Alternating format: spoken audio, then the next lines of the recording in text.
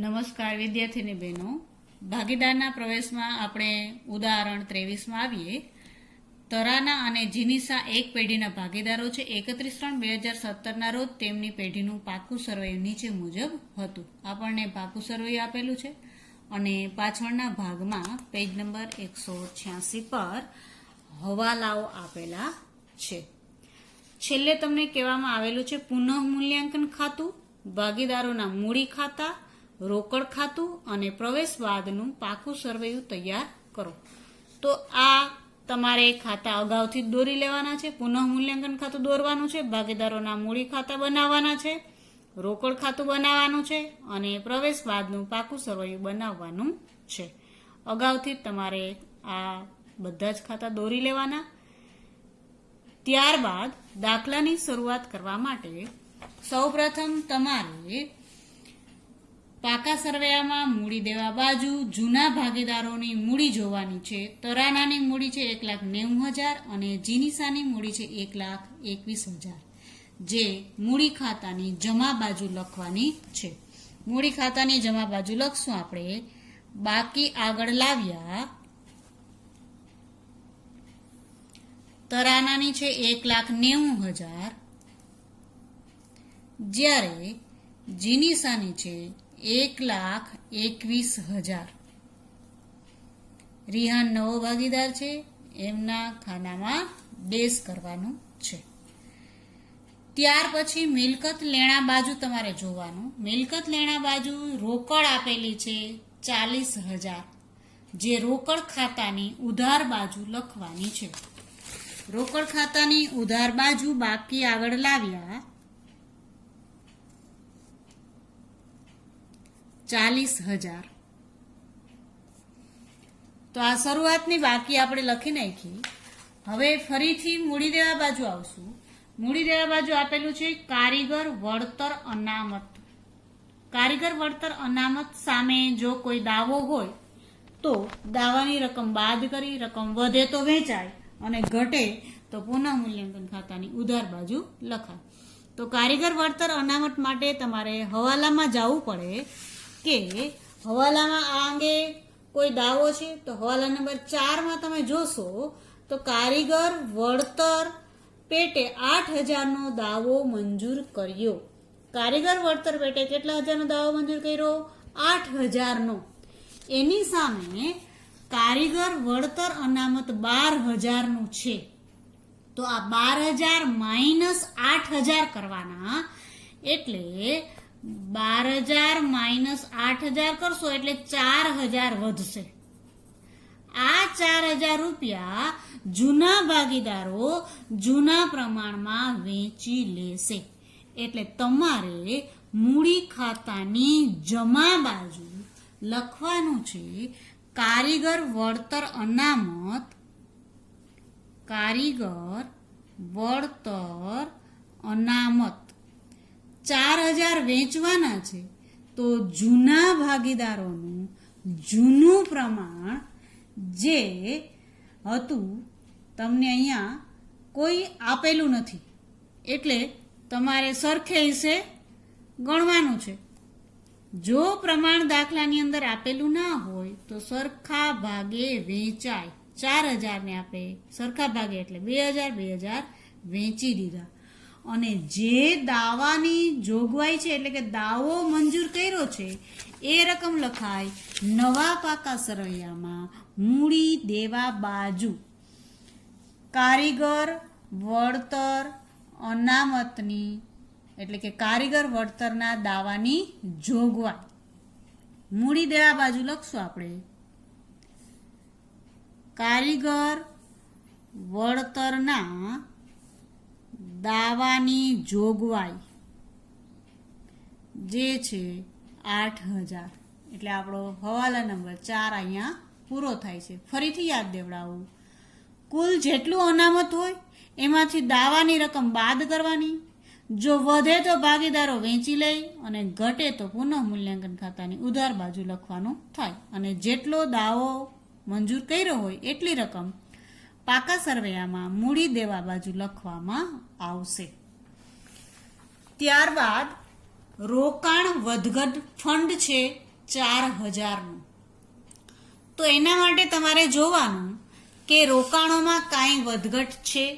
તો હવાલા નંબર 5માં છે. હવાલા નંબર 5માં છે રોકાણો 48,000માં જીનીસા લઈ જશે. તો આપણી રોકાણોની કિંમત હતી કેટલાની? અહીંયા તમે જોશો તો રોકાણો 50,000ના હતા. હવે જીનીસા 48,000માં લઈ જાય છે. તો 2,000નો ઘટાડો થયો. એની સામે આપણી પાસે ફંડમાં કેટલા છે? 4,000. 4,000 માઇનસ 2,000 કરવાના એટલે વૈધા 2,000. એ 2,000 જૂના ભાગીદારો એટલે કે તરાના અને જીનીસા સરખે ભાગે વેચી લેશે.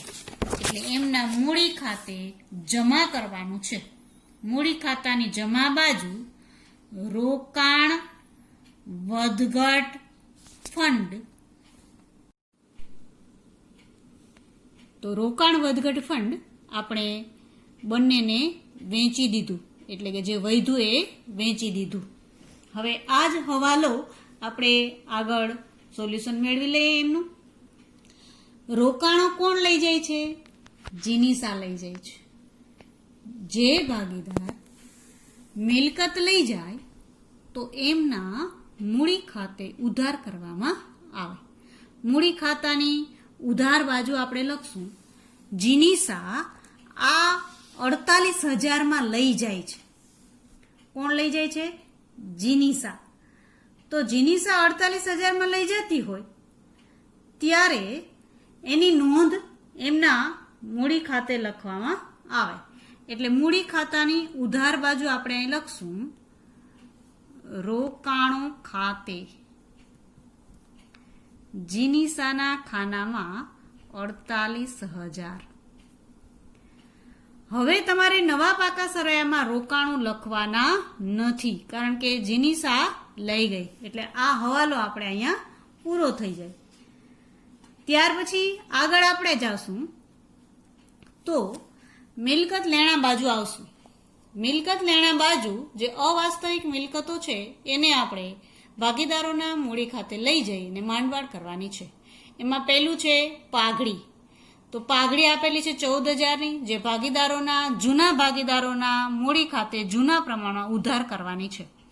તો મૂડી ખાતાની ઉધાર બાજુ લખશું આપણે પાઘડી ખાતે કુલ 14,000ની છે. સરખે હિસ્સે ભાગીદારો છે એટલે 7,000 ઉધાર કરવામાં આવશે. પછી તમે નીચે જોશો તો સંશોધન અને વિકાસ ખર્ચ છે 8,000નો અને નફા નુકસાન ખાતું છે 10,000નું. તો આ બંને પણ મૂડી ખાતે ઉધાર કરવામાં આવશે. મૂડી ખાતાની ઉધાર બાજુ લખશું આપણે સંશોધન અને વિકાસ ખર્ચ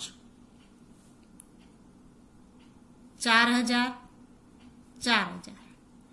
બીજું આપેલું છે નફા નુકસાન ખાતું, જે નફા નુકસાન ખાતાની ખોટ કહેવાય. મિલકત લેણા બાજુ આપેલું હોય નફા નુકસાન ખાતું તો એને નફા નુકસાન ખાતાની ખોટ કહેવાય, જે ભાગીદારોના મૂડી ખાતાની ઉધાર બાજુ લઈ જઈ માંડવાળ કરવાની છે. કુલ 10,000ની છે એટલે બંનેને સરખે હિસ્સે ઉધાર કરવામાં આવશે 5,000. ત્યાર પછી આપણે આગળ હવાલાઓમાં આવશું. 1/4/2017થી તેઓએ રિહાનને નવા ભાગીદાર તરીકે દાખલ કર્યો. પ્રવેશની શરતો નીચે મુજબ કરવામાં આવી.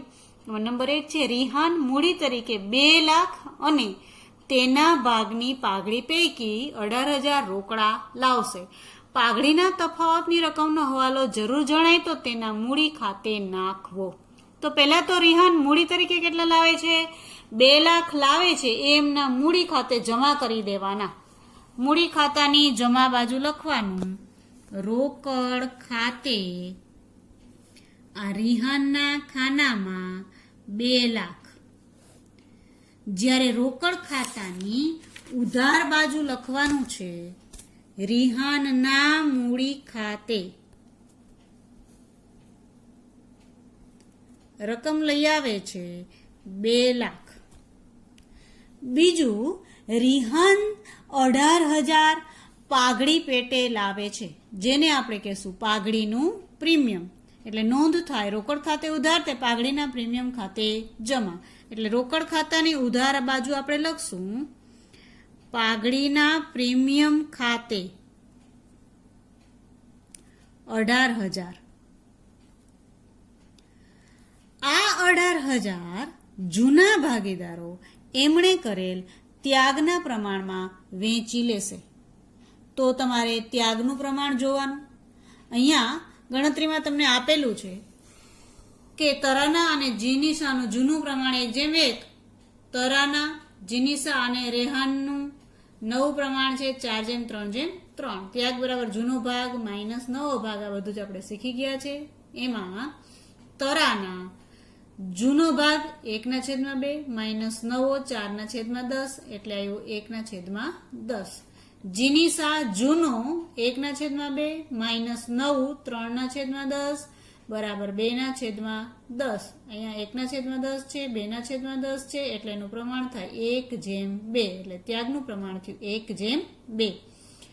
તો આપણને અહીં રિહાન પાઘડીના પ્રીમિયમ પેટે 18,000 લાવ્યો હતો.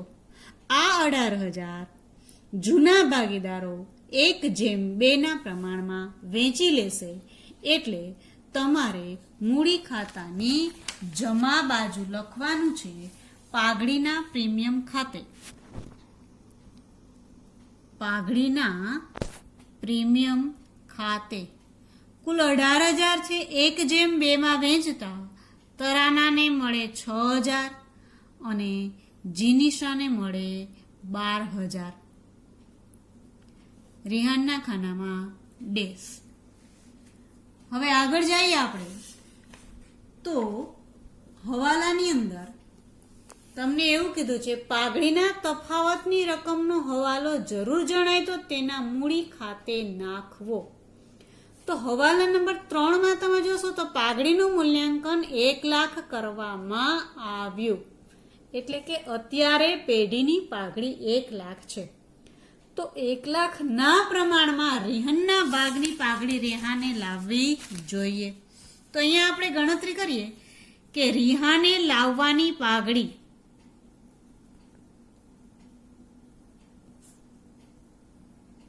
બરાબર કુલ પાઘડી છે 1 લાખ ગુણ્યા રેહાનનો ભાગ. તો એનું નવું પ્રમાણ છે 4:3:3. 4:3:3. તો એમાં રેહાનનો ભાગ થાય 3/10. 4 ને 3 7 ને 3 10. એટલે રેહાને લાવવાની પાઘડી કુલ 1 લાખ ગુણ્યા 3/10 એટલે 30,000 રૂપિયા લાવવા પડે. તો રેહાને કેટલા રૂપિયા લાવવા પડે? 30,000 લાવવાના થાય છે. જ્યારે રેહાન હવાલા નંબર 1 માં કીધું છે 18,000 લાવે છે, પાઘડી તરીકે કેટલા લાવે છે? 18,000.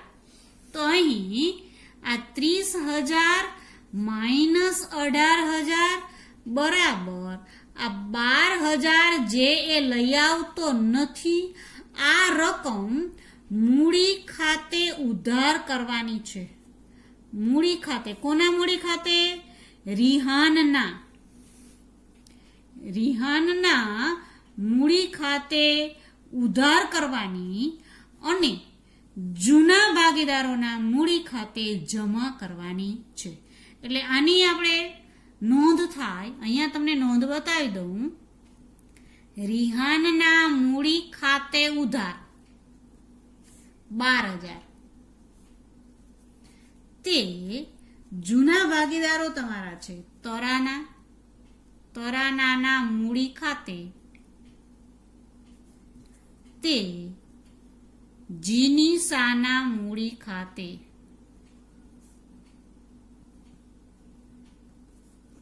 આ 12,000 ને ત્યાગના પ્રમાણમાં એટલે કે 1:2 ના પ્રમાણમાં તમારે વેચી દેવાના છે.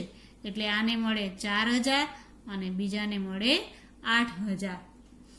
તો આ બંનેના મૂડી ખાતે જમા થયું. એટલે મૂડી ખાતાની જમા બાજુ, આ બંનેના મૂડી ખાતાની જમા બાજુ લખવાના છે, જ્યારે રિહાનના મૂડી ખાતાની ઉધાર બાજુ લખવાનું છે. તો આની અસર આપવા માટે પહેલા મૂડી ખાતાની જમા બાજુ તમારે લખી નાખવાનું છે. કોણે આપ્યા? રિહાને. એટલે અહીંયા લખાય રિહાનના મૂડી ખાતે. આને મળ્યા 4,000, બીજાને મળ્યા 8,000. જ્યારે રિહાનના મૂડી ખાતાની ઉધાર બાજુ લખવાનું છે તરાનાના મૂડી ખાતે. રિહાને તરાનાને કેટલા આપ્યા? 4,000 આપ્યા. જ્યારે જીનીસાને કેટલા આપ્યા? જીનીસાના મૂડી ખાતે જીનીસાને આપ્યા 8,000. એટલે ટોટલ રકમ થઈ 12,000 એમના રિહાનના મૂડી ખાતાની ઉધાર બાજુ થઈ. આ રિહાને તરાનાને 4,000 આપ્યા, એવી રીતે રિહાને આ 8,000 કોને આપ્યા? જીનીસાને આપ્યા. એટલે એમના મૂડી ખાતે ઉધાર થયા. અહીંયા લખવામાં ખાસ ધ્યાન રાખવાની, મૂડી ખાતાની ઉધાર બાજુ, રિહાનના મૂડી ખાતાની ઉધાર બાજુ 12,000 લખવાના છે, પણ કેટલા કેટલા કેને આપ્યા એનું નામ અહીંયા વિગતમાં લખાશે. એટલે આ બાબત ખાસ ધ્યાન રાખવા જેવી છે. ત્યાર પછી આપણે આગળ જઈએ તો હવાલા નંબર 6 માં આવીએ. હવાલા નંબર 6, મળવાનું બાકી વ્યાજ 6,000 નોંધાયેલ નથી, જે આવક ગણાય, એટલે પુનઃ મૂલ્યાંકન ખાતે જમા કરવામાં આવશે. મળવાનું બાકી વ્યાજ જે છે 6,000. મળવા બાકી એટલે લેણું ગણાય. પાકા સરવૈયામાં મિલકત લેણા બાજુ લખશું આપણે મળવા બાકી વ્યાજ 6,000. ત્યાર પછીનો હવાલો, હવાલા નંબર 7 માં આવીએ આપણે. લેણદારોએ લખેલી દેવી હુંડી 10,000 સ્વીકારેલ, જે ચોપડે નોંધવાની બાકી છે. તો લેણદારોએ દેવી હુંડી સ્વીકારેલી છે, જે ચોપડે નોંધવાની બાકી છે, એટલે લેણદારો ઘટશે અને દેવી હુંડી લખવામાં આવશે. તો મૂડી દેવા બાજુ આવીએ આપણે. મૂડી દેવા બાજુ અંદરના ખાનામાં લખશું લેણદારો જે પહેલા 30,000 ના હતા, પાકા સરવૈયામાં તમે જોશો તો 30,000 ના હતા, એમાંથી 10,000 દેવી હુંડીના. તો હવે 12 ના ખાનામાં લેણદારો લખાય 20,000. જ્યારે આ 10,000 ની દેવી હુંડી અલગથી આપણે લખવાની છે નીચે, દેવી હુંડી 10,000. એટલે લેણદારોમાંથી બાદ થાય, દેવી હુંડી અલગથી બતાવવાની થશે. ત્યાર પછી આપણે આવીએ હવાલા નંબર 8 ની અંદર. હવાલા નંબર 8 છે જમીન મકાનની ચોપડે કિંમત તેની બજાર કિંમત કરતા 20% ઓછી છે. કરતા કીધું હોય ને, જેના કરતા, એ તમારે ધારવાનું. અહીંયા તો આપણે ગણતરીમાં આવીએ. ધારો કે બજાર કિંમત ₹100 છે, તો એની ચોપડે કિંમત 20% ઓછી છે. 100 ના 20% એટલે 20 થાય. 100 - 20 એટલે 80 થાય. તો આ થઈ ચોપડે કિંમત. ચોપડે કિંમત. હવે આપણી પાસે ચોપડે કિંમત છે. ચોપડે કિંમત એટલે કે જે પાકા સરવૈયામાં કિંમત આપેલી છે એ. તો જમીન મકાનની કિંમત કેટલી આપેલી છે? અહીંયા 1 લાખ આપેલી છે. તો આપણે ગણતરી કરશું. ચોપડે કિંમત અને બજાર કિંમત. ચોપડે કિંમત જ્યારે 80 છે ત્યારે બજાર કિંમત છે 100. તો આપણી ચોપડે કિંમત જે પાકા સરવૈયામાં 1 લાખ આપેલી છે, તો બજાર કિંમત કેટલી? તો અહીંયા 1 લાખ ગુણ્યા 100 ભાગ્યા 80, એટલે આપણી ચોપડે કિંમત તમે ગણતરી કરશો એટલે તમને મળશે 1,25,000. હવે આપણે એ જોવાનું છે કે બજાર કિંમત આવી 1,25,000 25,000. ચોપડે કિંમત આપણી હતી કેટલી? 1 લાખની. એટલે કે પાકા સરવૈયામાં 1 લાખ નોંધાયેલા છે, જ્યારે એમની બજાર કિંમત છે 1,25,000. એટલે 25,000 નો ફાયદો થયો, જે પુનઃ મૂલ્યાંકન ખાતે જમા થાય જ્યારે નવી કિંમત પાકા સરવૈયામાં લખાય. પેલા પાકા સરવૈયામાં આપણે લખી નાખશું જમીન મકાન આ 1 લાખના હતા વત્તા વધારો, એટલે કે એની કિંમત 25,000 વૈધી બજાર કિંમત, એટલે એની બજાર કિંમત છે 1,25,000. અહીંયા 25,000 નો ફાયદો થયો, જે પુનઃ મૂલ્યાંકન ખાતે જમા કરવામાં આવશે. પુનઃ મૂલ્યાંકન ખાતાની જમા બાજુ જમીન મકાન ખાતે 25,000 લખવામાં આવશે. આગળ જઈએ હવાલા નંબર 9 ચૂકવેલ વીમા પ્રીમિયમમાંથી 12,000 આવતા વર્ષે આગળ લઈ જવાના છે. એટલે કે અગાઉથી ચૂકવેલ વીમા પ્રીમિયમ. અગાઉથી ચૂકવેલ વીમા પ્રીમિયમ મિલકત લેણા બાજુ લખાય અને પુનઃ મૂલ્યાંકન ખાતાની જમા બાજુ લખાય. પુનઃ મૂલ્યાંકન ખાતાની જમા બાજુ લખશું આપણે અગાઉથી ચૂકવેલ વીમા પ્રીમિયમ, જે છે 12,000. જ્યારે એની બીજી અસર પાકા સરવૈયામાં મિલકત લેણા બાજુ અગાઉથી ચૂકવેલ વીમા પ્રીમિયમ, જે છે 12,000. તો હવાલા પૂરા થાય છે. અન્ય વિગતો જે આપણને આપેલી છે એ આપણે લખશું, પાછા પાકા સરવૈયામાં આવશું. આપણે મૂડી લખી નાખી, કારીગર વળતર અનામત લખી નાખ્યું, રોકાણ વધઘટ ફંડ લખાઈ ગયું. પ્રોવિડન્ટ ફંડ જે દેવું છે એ એમને બતાવવામાં આવશે, જેમ છે એમ જ મૂડી દેવા બાજુ પ્રોવિડન્ટ ફંડ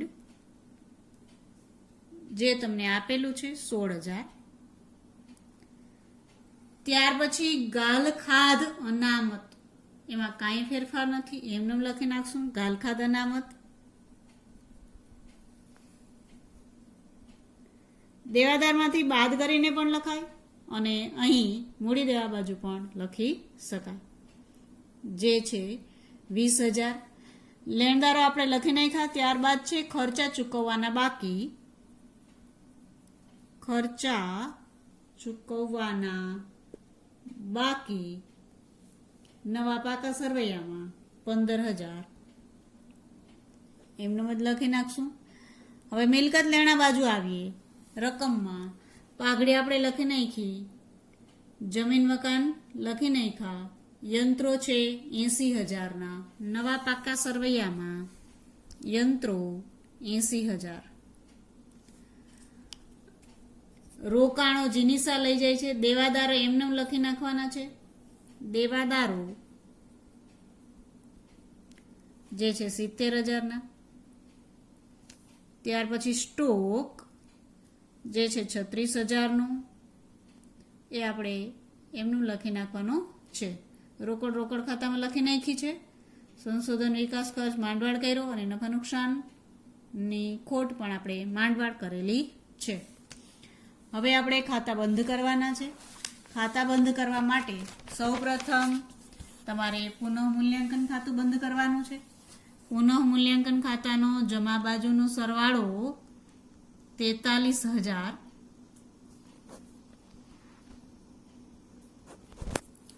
નફો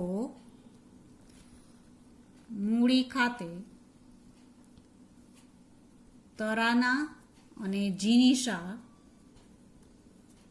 સરખા હિસ્સાના ભાગીદારો છે, એટલે ટોટલ 43,000 જે નફો છે એ બંને સરખે હિસ્સે વેચી લેશે, એટલે આવશે 21,500, 21,500 જે એમના મૂડી ખાતે જમા કરવાનું છે. મૂડી ખાતાની જમા બાજુ લખાશે પુનઃ મૂલ્યાંકન ખાતે નફો 21,500, 21,500. ત્યારબાદ સરવાળા કરવાના છે. સરવાળો કરશો એટલે તરાનાના ખાનાનો સરવાળો 2,24,500, જીનીસાનો 1,65,500, રિહાનનો 2 લાખ. સરવાળા મૂકી દેવાના બંને બાજુ. 2,24,500, 1,65,500 અને 2 લાખ. હવે આ જમા બાજુના સરવાળામાંથી ઉધારની રકમ બાદ કરશો એટલે બાકી આગળ લઈ ગયા આખરની મૂડી આવશે, જે તરાનાની આવે છે 2,08,500,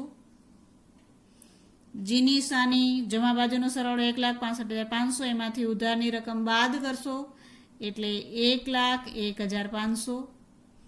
જ્યારે રિહાનની 2 લાખમાંથી આ 4,000 અને 8,000 બાદ કરશો એટલે આવ્યા 1,88,000. આ મૂડી નવા પાકા સરવૈયામાં મૂડી દેવા બાજુ લખવાની છે. મૂડી દેવા બાજુ મૂડી તરાના 2,08,500, જીનીસા 1,01,500 અને રિહાન 1,88,000. સરવાળો બારના ખાનામાં 4,98,000 મૂડી લખાઈ ગયા બાદ રોકડ ખાતું બંધ કરશું.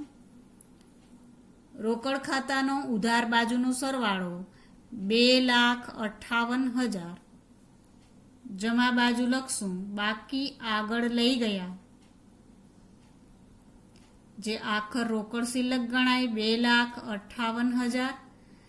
જે પાકા સરવૈયામાં મિલકત લેણા બાજુ લખવામાં આવે રોકડ શિલ્લક 2,58,000. ત્યારબાદ પાકા સરવૈયાનો સરવાળો બંને બાજુ 5,87,000.